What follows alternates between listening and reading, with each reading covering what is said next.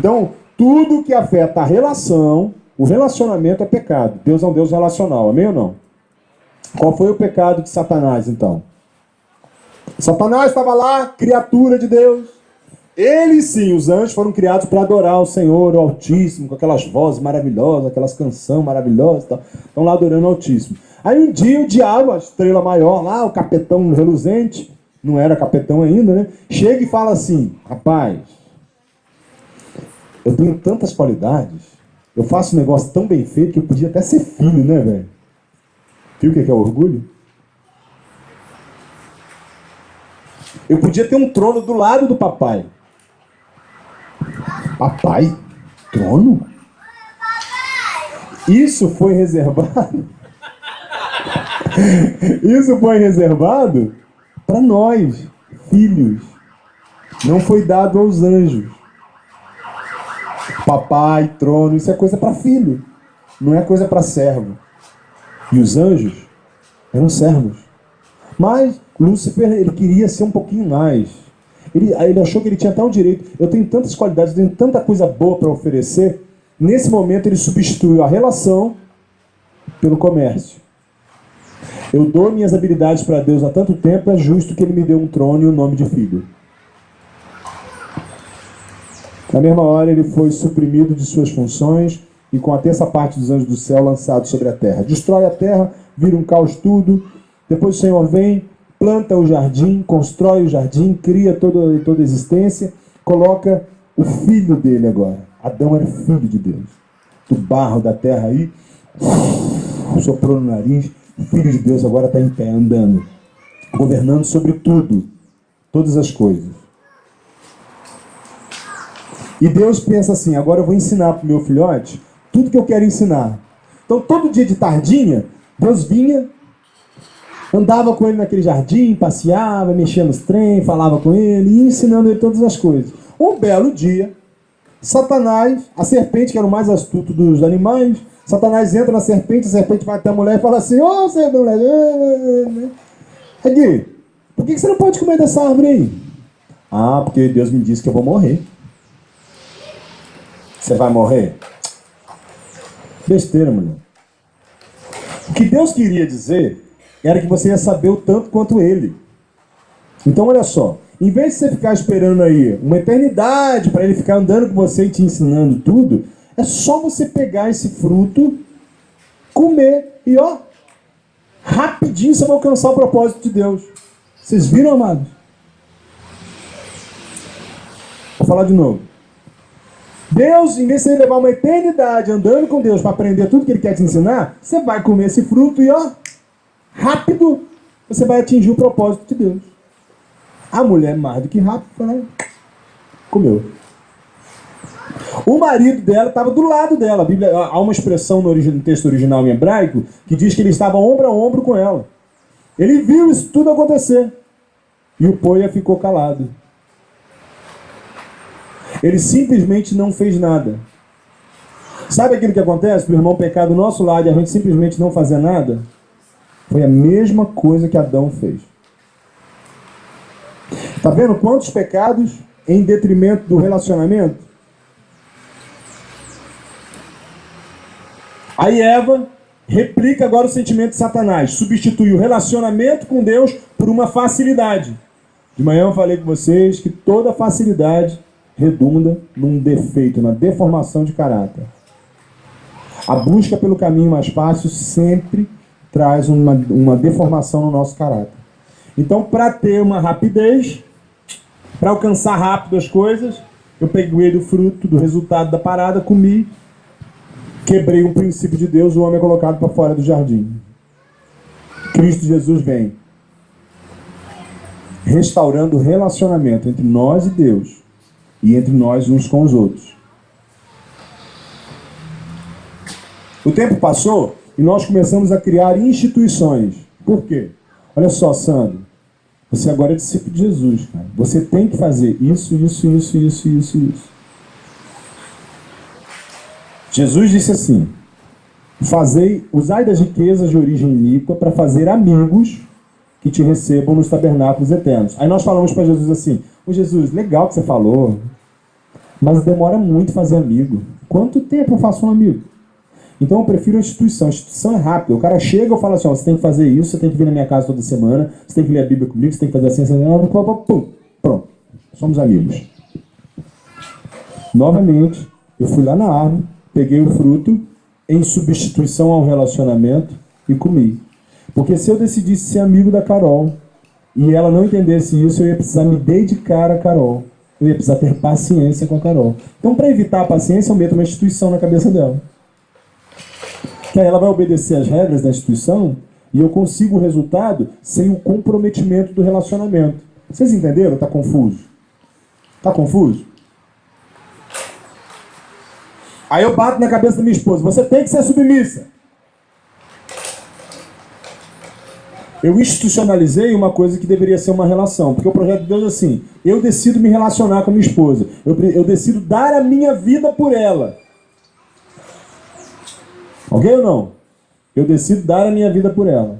Naturalmente, enquanto eu exercito dar minha vida por ela, não há quem resista a uma pessoa que está dando a vida por si, amados. Você vai pegar a mão dessa pessoa e vai botar na sua cabeça. Porque você está vendo o cara incansavelmente dar a vida por você. Aí, ao invés de eu construir a relação, eu boto uma regra na cabeça da minha esposa. Ó, você está me desobedecendo, você é insubmissa. Novamente, eu fui lá na árvore do conhecimento do bem e do mal e substituí o resultado pelo relacionamento. Percebe como nós continuamos indo na árvore do conhecimento do bem e do mal? Porque nós não temos paciência com as relações. Percebe? Faz sentido ou não? Tá esquisito de pensar isso? Tá difícil? Tá claro? Beleza. Pega isso agora, tampa, põe na prateleira. Vamos abrir um outro pote. Jesus estava com os discípulos perto de Cesareia de Filipe. Em Cesareia de Filipe tinha um rio que saía de dentro de uma pedra. Tinha uma pedra rachada e uma nascente que brotava dali de dentro. Jesus chega nesse lugar com eles e de um lado ele tem essa rocha rachada com a pedra saindo e tem a cidade de Cesareia de Filipe. Era uma colônia romana. Uma cidade montada no estilo romano no meio da região da Judéia para mostrar para os judeus como era bom ser romano. Jesus tinha essas duas figuras e estava com os discípulos dele ali. Aí Jesus pergunta para eles assim, o que as pessoas dizem que eu sou? O que eles responderam? Você é um profeta, você é Elias, você é... sei lá, falaram um monte de coisa. João Batista. Aí Jesus pergunta, e vocês? O que vocês dizem que eu sou? Aí Pedrão mete o pé pela frente e fala o quê? Tu és Filho do Deus vivo. Aí Jesus vira para Pedro e fala assim, Pedro, tu és pedra. Você é de lascar, Pedrão.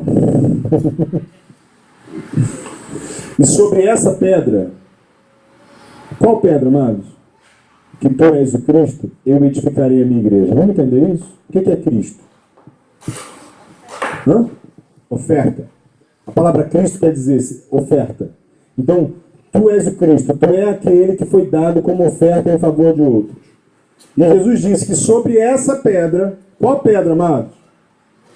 Se dar como oferta em salvação dos outros. Cristo. Sobre essa pedra, Cristo, sobre essa condição de eu me dar como oferta em favor de outros. Sobre essa pedra eu vou edificar a minha igreja. Jesus está dizendo assim, ó, tudo que não estiver nessa base, eu dando a minha vida em favor de outros, não é igreja. Tá bem? Tudo que não for eu dando a vida em favor de outros, não é igreja. Então a gente precisa entender bem isso claramente. Para a gente saber o que é e o que não é igreja. Ok ou não? Gente sentada, ouvindo alguém falar. Isso não é igreja, queridos. Isso é uma estratégia, isso é um método. Isso é só gente sentada ouvindo alguém falar. Mas não é isso que é igreja. A gente sentado estudando apostila sobre discipulado. Isso não é igreja. Eu estou dizendo que isso é errado? Eu estou dizendo que isso é errado? O que eu estou dizendo? Que isso não é igreja. Eu estou dizendo que não pode fazer isso? Não, só estou dizendo que isso não é igreja. Igreja é alguém dando a vida para salvar a outros. Foi isso que Jesus falou. Sobre essa pedra, o Cristo é alguém enviado para salvar outros. Mas sobre essa pedra eu vou edificar a minha igreja. E as portas do inferno não prevalecerão sobre ela, contra ela. Vamos lá? O que não vai prevalecer contra a igreja? Hã? As portas do inferno é na porta da sua casa? Onde são as portas do inferno? É lá na porta do diabo. Então, olha só. Jesus está falando de um povo que, em primeiro lugar, ia ter o hábito, o mau costume de perder a vida pelo outro. Isso ia ser tão vívido neles, que eles iam ter o hábito de sair de dentro das suas casas, ir lá na porta do capeta e deixar ele apavorado. Você pensa, chegar alguém na sua casa que a sua porta não aguenta e ela cai. Quanto que isso deixa você nervoso? Alguém consegue arrebentar a porta da sua casa. Quanto isso te deixaria nervoso? Pois é, o diabo fica assim quando ouve falar de uma igreja em que as pessoas dão a vida umas pelas outras. Cristo, dar a vida uns pelos outros. Sobre essa rocha ele ia edificar a sua igreja. E é sobre essa igreja que as portas do inferno não prevalecerão. Às vezes a nossa prática de vida parece-se mais com um monte de gente acuado dentro de casa e o diabo na porta mandando bala. E a gente acuado. Não vou reunir aqui para orar por onde precisa. A gente está acuado. E o problema, amados, não está em ficar acuado. O problema está no momento em que nós, por algum lapso, paramos de dar a vida uns pelos outros. No retiro que aquele irmão falou, esqueci o nome dele. Paulo Júnior falou, o Senhor me falou muito claro. Que a gente não está na igreja para salvar nosso casamento, para nos salvar. É pelos outros. É pelo Senhor. Ele não é o nosso divino, onde a gente é mimado. Ah, Senhor, eu estou aqui por você, porque agora você vai fazer meu marido me amar. Fazer algo assim. A gente está aqui pelo Senhor. A gente não está aqui para salvar casamento. A gente não está aqui para ser amado ou pelos filhos, mas pelo Senhor. E o que é estar aqui pelo Senhor? Estar aqui para fazer o que ele faria da forma como ele faria. E o que ele faria se ele estivesse aqui? Ele estaria lá no boteco Baixo Astral, mata gente bonita, nos prostíbulos, nos orfanatos, nos asilos. Quantas horas o Senhor dedicaria assistindo Faustão, amados? E olha que eu não estou falando sobre vida cultural, não. Eu só estou falando sobre você ter uma vida tão intensa em salvar os outros que não sobre tempo para o que você gosta. Beleza? É disso que eu estou falando.